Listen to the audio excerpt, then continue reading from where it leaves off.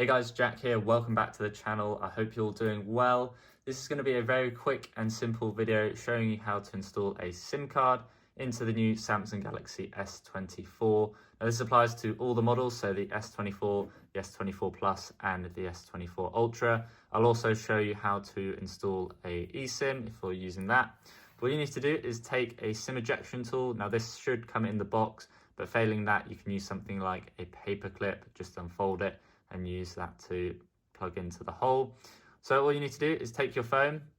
It can be turned on or off. Head to the bottom of the phone. You'll see the speaker grill there, the USB-C port, the microphone, and then the SIM tray slot.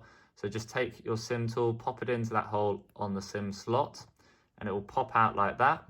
You can then go ahead with your fingers, pull the tray out, and you'll see here we've got two slots. So on the front there, we've got SIM 1, and then on the back SIM 2. So if you're using one SIM, you want to take your nano SIM card and just place it in there. It is notched like that, so the contact's facing out.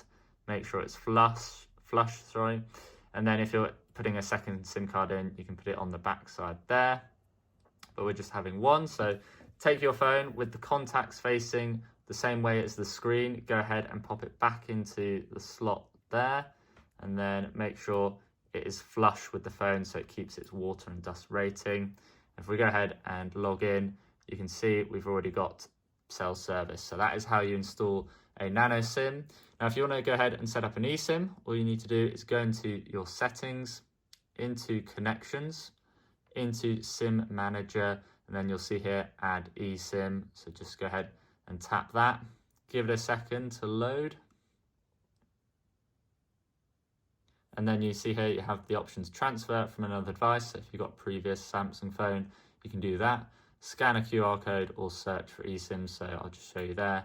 If you now had your QR code from your provider, you can enter that in there. And that's how you add an eSIM. Any questions, guys, do post a comment down below. If you have any problems, let me know and I'll try and help out. If you found this video useful, do please hit that like button down below. Always helps out the video and the channel. And if you're new, get subscribed over here on the left for upcoming videos. Thanks for watching, guys, and I'll see you in the next one.